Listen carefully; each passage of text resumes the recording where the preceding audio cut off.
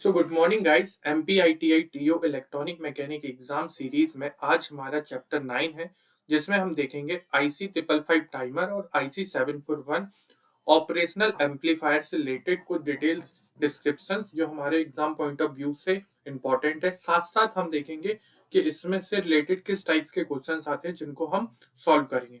तो देखो, IC 555 timer क्या है। ये एक वाइडली यूज सर्किट है जिसका उपयोग टाइम डिले, पल्स जनरेशन और ऑसिलेशन स्विचिंग एप्लीकेशन के लिए यूज किया जाता है। ये इसका सिंबल है जिसमें पहली पिन ग्राउंड होती है, दूसरी ट्रिगर होती है, तीसरी आउटपुट होती है, चौथी रीसेट पिन होती है। फिर नीचे से आते हैं तो पांचवी है कंट्रोल वोल्टेज, छठी है थ्रेशोल्ड वोल्टेज, सातवीं है डिस्चार्ज के लिए कैपेसिटर को डिस्चार्जिंग के लिए, और आठवीं है प्लस VCC सप्लाई के लिए। ठीक है। अब IC ट्रिपल फोर एक ऐसा इलेक्ट्रॉनिक डिवाइस है जो एक्यूरेट टाइमली सिग्नल को जनरेट करता है। क्या करता है? एक्यूरेट टाइमिंग सिग्नल को जनरेट करता है। यह IC पहली बार 1971 में सिंटेक कंपनी द्वारा डेवलप की गई थी, जो आज भी इलेक्ट्रॉनिक फील्ड में बहुत पॉपुलर है। जो कंपनी है, इसका जो सिंबल है, ये इस कंपनी ने बनाई थी। और कब बनाई थी? 1971 में। ठीक है। अब देखो और क्या है इसमें details. IC triple five timer के मेन एप्लीकेशन क्या है? IC 555 का उपयोग निम्न कार्यों के लिए किया जाता है। कौन कौन से? सबसे मेन है अपना टाइम डिले सर्किट के लिए, दूसरा है स्क्वायर वेव जनरेटर के लिए, पल्स जनरेटर के लिए, LED फ्लैशर सर्किट के लिए, LED को बंद चालू करने के लिए, अलार्म एंड बजर सर्किट के लिए, अलार्म और बजर सर्किट जो होते हैं हमारे, उसके लिए पल्स विड्थ मॉड्यूलेशन है ना, PWM पल्स विड्थ मॉड्यूलेशन बहुत इंपॉर्टेंट टॉपिक है। इसको मैं आगे कवर करूंगा। पल्स विड्थ मॉड्यूलेशन के लिए यूज किया जाता है। क्लॉक जनरेशन के लिए भी इसका यूज किया जाता है। अब देखो ट्राई है ना, IC 555 टाइमर का इंटरनल ब्लॉक डायग्राम और उसके कॉन्सेप्ट्स क्या है ना। देखो, अंदर निम्न ब्लॉक होते हैं। कौन कौन से ब्लॉक होते हैं? वोल्टेज डिवाइडर नेटवर्क होता है ना। कहाँ है वोल्टेज डिवाइडर नेटवर्क? ये जो है, ये जो रजिस्टर्स लगे हुए हैं, ये वोल्टेज डिवाइडर में आते हैं। दो कंपैरेटर्स लगे हुए रहते हैं। SR फ्लिप फ्लॉप, ये SR फ्लिप फ्लॉप लगा हुआ है आपका, है ना। उसके बाद डिस्चार्ज ट्रांजिस्टर लगा हुआ है। ये ट्रांजिस्टर लगा हुआ आपका, कौन सा ट्रांजिस्टर लगा हुआ है? NPN transistor. अगर पूछा जाए तो कौन सा ट्रांजिस्टर लगा हुआ है? NPN ट्रांजिस्टर लगा हुआ है। ठीक है। उसके बाद में फिर SR डिस्चार्जिंग के लिए ट्रांजिस्टर लगा हुआ है। उसके बाद में आउटपुट ड्राइव स्टेज लगी हुई है। आउटपुट ड्राइव स्टेज कहाँ है? ये रही। आउटपुट कहाँ है? आउटपुट कहाँ पे मिलेगा आपको? देखो, पहली ग्राउंड है, दूसरी ट्रिगर है, तीसरी आउटपुट। ये रही आउटपुट ड्राइव है ना, सर्किट लगा हुआ है। ठीक है। ये इसका इंटरनल ब्लॉक डायग्राम है। एक बार वीडियो पॉज करके इसको देखो कि देखो, ये इंटरनल वोल्टेज डिवाइडर सर्किट है। टू कंपैरेटर्स हैं, ये दो कंपैरेटर्स लगे हुए हैं। उसके बाद में SR फ्लिप फ्लॉप है, ट्रांजिस्टर्स है और आउटपुट ड्राइव है। ठीक है। ये ब्लॉक हमारे क्या है? टाइम को एक्यूरेट ऑपरेशन प्रोवाइड करते हैं, है ना। फिर उसके बाद में और क्या है? टाइम पिन है ना। कौन कौन सी पिन है? तो इसके डिटेल्स में पिन क्या करती है? पहली पिन क्या करती है? सर्किट को जीरो रेफरेंस वोल्टेज प्रोवाइड करती है। जैसे अगर मेरे को है ना, एक प्लस सप्लाई होती है, एक माइनस सप्लाई होती है, तो पहले ही पिन पे मैं क्या देता हूँ? माइनस देता हूँ या ग्राउंड करता हूँ। ठीक है। Always connected to ground. दूसरी पिन क्या करती है? ट्रिगर आउटपुट को हाई करने के लिए यूज करते हैं। दूसरी पिन क्या है कि अगर मेरे आउटपुट वोल्टेज कम आ रहा है तो उसको हाई करने के लिए हम क्या देते हैं? दूसरी पिन पर ट्रिगर वोल्टेज देते हैं। जब वोल्टेज 1.3 VC से कम होता है, जब हमारा वोल्टेज 1.3 VCC, ये जो पावर सप्लाई है, उससे वन थर्ड होगा VCC से, तब हम आउटपुट वोल्टेज है ना, आउटपुट हाई हो जाता है। ठीक है। और आउटपुट थर्ड टर्मिनल क्या है? टाइम का फाइनल आउटपुट। हमको थर्ड पिन से क्या मिलता है? थर्ड पिन से फाइनल आउटपुट मिलता है। हाई और लो सिग्नल यहीं से मिलता है ना। फोर्थ पिन क्या है? रीसेट एक्टिव लो पिन है ये, है ना। आउटपुट को फोर्सफुली लो करने के लिए यूज की जाती है। किसके लिए यूज की जाती है? आउटपुट को फोर्सफुली लो करने के लिए। फिर हमारे पास में फोर्थ वाला क्या है? Control voltage. Internal reference voltage को कंट्रोल करता है। क्या करता है? इंटरनल रेफरेंस वोल्टेज को कंट्रोल करता है। जनरल कैपेसिटर ग्राउंड से किया जाता है और नॉइज को रिड्यूस करता है। जनरल कैपेसिटर क्या करता है? ग्राउंड किया जाता है। कहाँ पे है ये वाली पिन? ये रही। कंट्रोल वोल्टेज को कंट्रोल करने के लिए हम क्या करते हैं? यहाँ पे फिफ्थ वाले पोर्ट पे पिन देते हैं। फिर 6 वाली पिन क्या है, थ्रेशोल्ड वोल्टेज, आउटपुट को लो करने के लिए यूज किया जाता है। अगर आउटपुट मेरा एक्सट्रीमली हाई आ रहा है तो इसको क्या करते हैं, लो करने के लिए हम थ्रेशोल्ड बिल पे पावर देते हैं, ठीक है।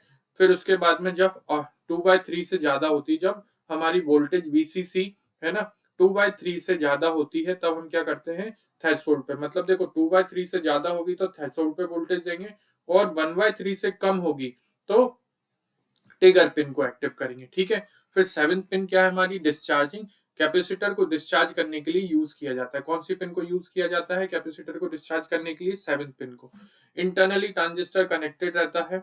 वीसीसी पावर सप्लाई पिन है ना, वीसीसी हमारी कौन सी पिन है, पावर को सप्लाई देने के लिए, और जहां पे नॉर्मली हम कौन सा देते हैं, +5 वोल्ट टू 15 वोल्ट की डीसी सप्लाई देते हैं, ठीक है। आईसी टाइमर की वर्किंग, अब ये कैसे वर्किंग करता है, जब आईसी टाइमर का वर्किंग प्रिंसिपल चार्जिंग और डिस्चार्जिंग पर बेस्ड होता है। किस पे होता है, वर्किंग प्रिंसिपल चार्जिंग और डिस्चार्जिंग के ऑफ कैपेसिटर पर बेस्ड होता है। जब कैपेसिटर चार्ज होता है तब इसका आउटपुट वोल्टेज हाई हो जाता है, और जब कैपेसिटर डिस्चार्ज होता है तब आउटपुट वोल्टेज कैसा हो जाता है, लो हो जाता है, ठीक है। ये आउटपुट कैसा हो जाता है, लो हो जाता है। इंटरनल कंपेरेटर्स अगर क्या होंगे, 1/3 और 1/3 रेफरेंस लेवल को वोल्टेज को कंपेयर करते हैं। 1/3 से कम होगा तो क्या करेंगे, ट्रिगर पिन को एक्टिव करेंगे। 2/3 से है ना ज्यादा होगा तो 2/3 से थ्रेशोल्ड वोल्टेज वाली पिन को एक्टिव करेंगे, और फ्लिप फ्लॉप को कंट्रोल करते हैं, ठीक है। इसके एडवांटेज क्या है, बहुत लो कॉस्ट पे इजी है ना मिल जाती है, इजी टू यूज है, बहुत आसानी से यूज हो जाती है, हाई स्टेबिलिटी है, स्टेबल है इसका आउटपुट, और वाइड ऑपरेटिंग वोल्टेज रेंज, इसकी वोल्टेज रेंज भी बहुत ज्यादा है। कैन बी ड्राइव टीटीएल और CMOS services, CMOS TTL transistor, TTL और सीमोस डिवाइसेस में भी इसका बहुत यूज किया जाता है। टीटीएल भी अभी हम आगे पढ़ेंगे। अब देखो ये जो है हमारी आईसी 555 टाइमर, ये 3 मोड पे काम करती है। पहला है मोनोस्टेबल मोड, कौन सा है पहला, मोनोस्टेबल मोड, दूसरा है अस्टेबल मोड, और तीसरा है बायस्टेबल मोड। तीनों मोड को थोड़ा थोड़ा हम समझेंगे। मोनोस्टेबल मोड में क्या होता है, इस मोड में वन स्टेबल स्टेट होती है। कौन सी स्टेट होती है, ध्यान रखना, ये इंपॉर्टेंट पूछा जाएगा। मोनोस्टेबल मतलब एक, है ना, मोनो मतलब एक, वन स्टेबल स्टेट होती है, ठीक है, जिसमें इनपुट है ना, आउटपुट एक निश्चित समय के लिए हाई होता है, जिसमें आउटपुट एक है ना एक निश्चित समय के लिए हाई होता है, फिर कांस्टेंट हो जाता है, और फिर उसके बाद में लो हो जाता है, ठीक है। आउटपुट एक निश्चित समय के लिए हाई होता है। Use for time delay circuit, कहाँ पे यूज किया जाता है, टाइम डिले सर्किट के लिए यूज किया जाता है। Use capacitor for monostable multi vibrator, अब ये मोनोस्टेबल मल्टी वाइब्रेटर कहाँ पे यूज किए जाते हैं, टाइम डिले जनरेशन के लिए बहुत पूछा जाता है। मोनोस्टेबल मोड कहाँ पर यूज किया जाता है, तो टाइम डिले जनरेशन के लिए, जहाँ पे सर्किट को टाइम डिले करना है, वन शॉट पल्स ड्यूरेशन के लिए इसका यूज किया जाता है। स्विचिंग डीबाउंसिंग सर्विस सर्किट्स के लिए, अलार्म एंड बजर को कंट्रोल करने के लिए, ट्रिगर और एलईडी को कंट्रोल करने के लिए, ठीक है। और किसके लिए यूज किया जाता है, पावर ऑन और रीसेट सर्किट का यूज करने के लिए इसका यूज किया जाता है, किसका, मोनोस्टेबल मल्टी वाइब्रेटर का, है ना। नेक्स्ट है हमारा अस्टेबल, दूसरी मोड इसमें कौन सी आती, इस मोड में नो स्टेबल मोड होती। अस्टेबल मतलब कोई भी मोड स्टेबल मोड नहीं होती, नो स्टेबल स्टेट होती है। आउटपुट कंटिन्यूअसली हाई और लो होता है। आउटपुट कैसा होता है, कंटिन्यूअसली हाई, देखो है ना, आउटपुट कैसा होगा, कंटिन्यूअसली हाई होगा, फिर एकदम से लो हो जाएगा, कंटिन्यूअसली हाई होगा, फिर एकदम से लो हो जाएगा, कंटिन्यूअसली हाई होगा, फिर एकदम से लो हो जाएगा, किसमें, आयोस्टेबल में, ठीक है। यहाँ पे क्या हो रहा था, हाई हो रहा था, फिर थोड़ी देर स्टेबल कंडीशन आ रही थी, फिर लो होता था। इसमें एकदम से हाई होगा और फिर एकदम से लो हो जाएगा, ठीक है। ये कहाँ पे यूज किया जाता है, ऑसिलेटर, यूज फॉर ऑसिलेटर और स्क्वायर वेव जनरेटर, जहां पर स्क्वायर में वेव जनरेट करने होती है, वहां पे अस्टेबल मल्टी वाइब्रेटर को यूज किया जाता है। स्क्वायर वेव जनरेशन के लिए, क्लॉक पल्स जनरेशन के लिए, एलईडी फ्लैशर सर्किट के लिए, एलईडी को कंटिन्यू हाई रखने के लिए, टोन और साउंड जनरेटर के लिए, पीडब्ल्यूएम सिग्नल जनरेशन के लिए, pulse breadth modulation signal generation के लिए इसका यूज किया जाता है।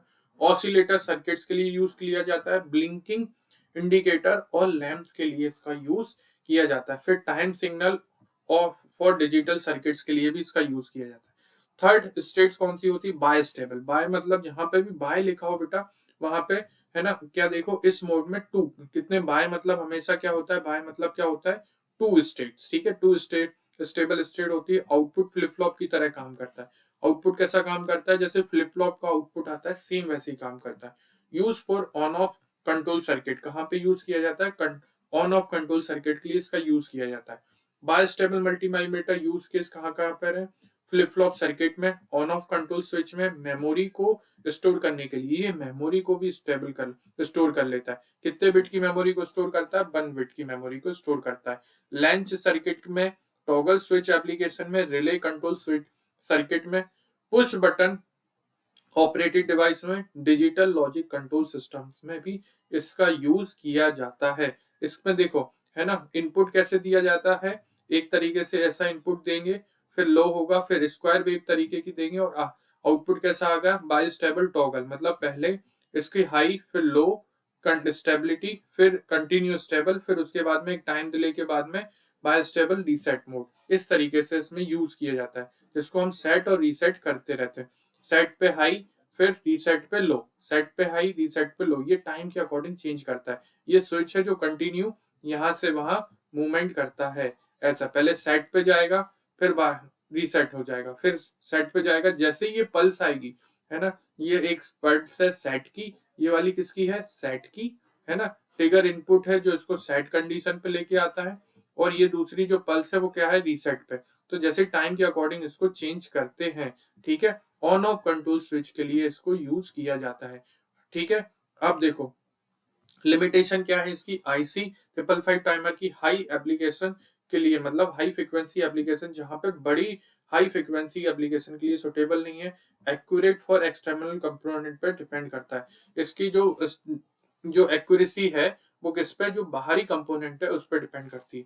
पावर कंजम्पशन सीमोस लॉजिक से ज्यादा होती है, सीमोस लॉजिक के कंपैरिजन में इसमें पावर कंजम्पशन ज्यादा होती है। अब आईसी 555 टाइमर से जुड़े हुए कुछ इंपॉर्टेंट क्वेश्चंस, ठीक है, एमएसक्यू टाइप्स में। तो सबसे पहला क्वेश्चन क्या है, आईसी 555 टाइमर किस तरीके का आईसी कहा जाता है, तो ये किस तरीके का है, लीनियर आईसी है।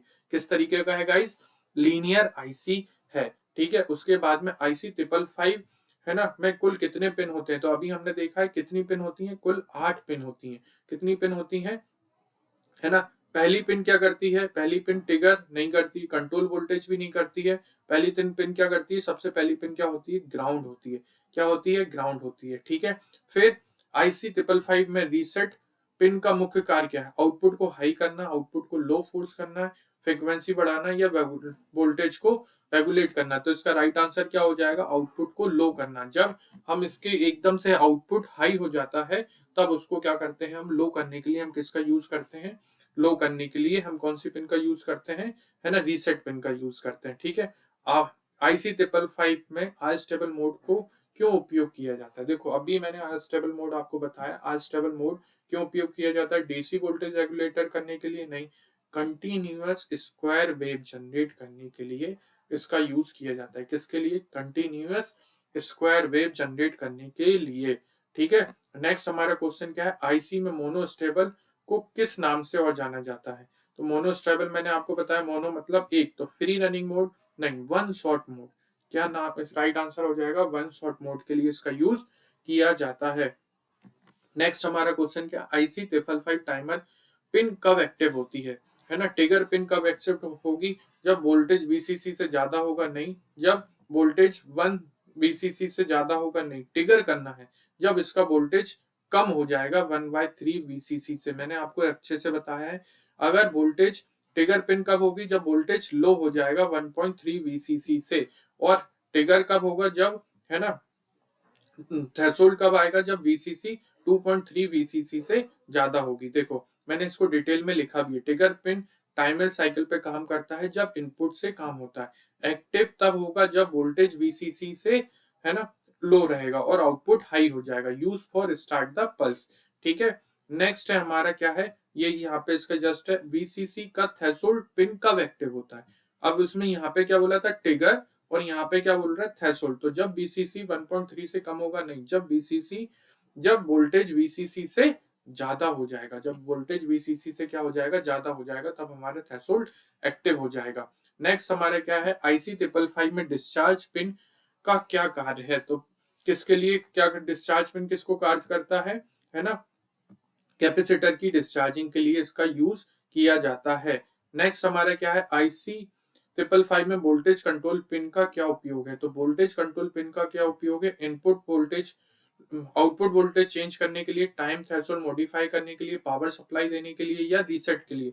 तो इसका राइट आंसर क्या हो जाएगा, टाइम थ्रेशोल्ड को मॉडिफाई करने के लिए इसका राइट आंसर हो जाएगा, है ना। नेक्स्ट हमारा क्या है, आईसी 555 स्टेबल मोड में ड्यूटी साइकिल किस पर डिपेंड करती है, तो जो देखो आई स्टेबल में इसकी जो ड्यूटी साइकिल है वो किस पे काम करेगी, है ना, केबल कैपेसिटर पे, केबल वोल्टेज सप्लाई पे नहीं, किस पे काम करेगी, रजिस्टर और कैपेसिटर पे।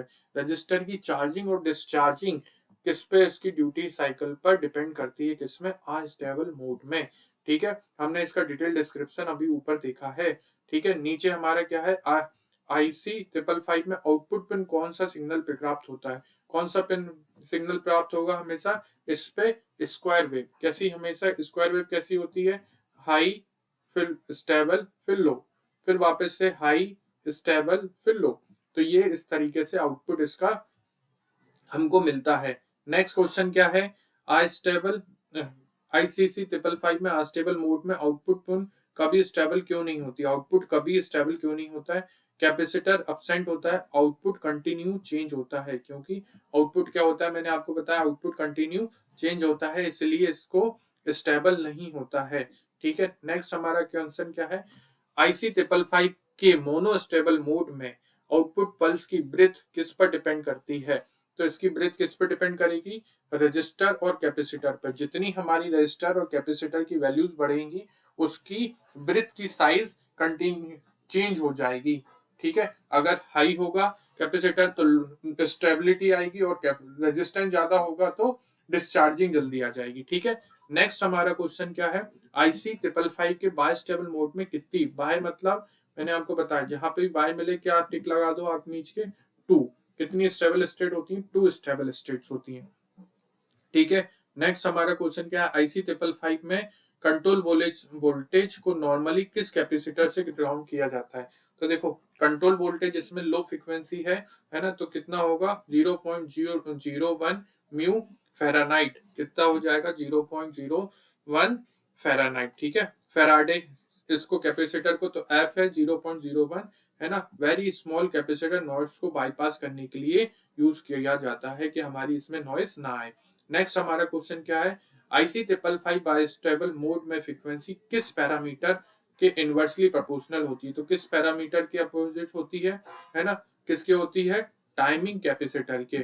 ठीक है, जैसे जैसे कैपेसिटर की टाइमिंग बढ़ेगी उसकी फ्रीक्वेंसी इनवर्सली प्रोपोर्शनल होती है। ठीक है, रोज क्या हो रहा है, कैपेसिटर की बढ़ाने पर फ्रीक्वेंसी घटती है, क्या होती है, कैपेसिटर की वैल्यू बढ़ाने पर इसकी फ्रीक्वेंसी घट जाती है ना। नेक्स्ट हमारा क्वेश्चन क्या है, आईसी 555 मोनोस्टेबल मोड में आउटपुट पल्स किस एज पर ट्रिगर होती है, positive edge, negative edge, clock edge या रीसेट एज। तो देखो इसका राइट आंसर क्या हो जाएगा, आईसी 555 मोनोस्टेबल मोड में आउटपुट पल्स किस एज पर ट्रिगर होगी, तो नेगेटिव एज पर ट्रिगर होगी, किस एज पर होगी, नेगेटिव स्टेट पे, है ना। आईसी 555 बायस्टेबल मोड में आउटपुट किससे होता है, आईसी 555 बायस्टेबल मोड में आउटपुट आउटपुट चेंज किससे होता है, तो किससे होता है, कैपेसिटर की चार्जिंग या नहीं सॉरी एक्सट्रीमली ट्रिगर पल्स से, किससे हो जाएगा, एक्सटर्नल ट्रिगर पल्स से, बाहर से जो हम ट्रिगर पल्स देते हैं उससे उस पे चेंज होता है। अभी मैंने आपको बताया उसमें एक स्विच लगा होता है जो सेट और रीसेट करता है, सेट और रीसेट करता है, किससे, बायस्टेबल मोड से। ठीक है, ये हमारे ऑपरेशनल एम्पलीफायर नहीं सॉरी है ना, आईसी 555 टाइमर से रिलेटेड पूछे गए कुछ डिटेल डिस्क्रिप्शन और इंपॉर्टेंट क्वेश्चन। नेक्स्ट हम देखेंगे है ना, आईसी 741 क्या है और उससे रिलेटेड कुछ इंपॉर्टेंट सीरीज पार्ट 2 में। ठीक है, तो थैंक यू गाइस, अगर आपको वीडियो अच्छा लग रहा है तो प्लीज लाइक और सब्सक्राइब कीजिए, जिससे मुझे एक मोटिवेशन मिले और मैं आगे की वीडियोस और बनाने में हेल्प हो।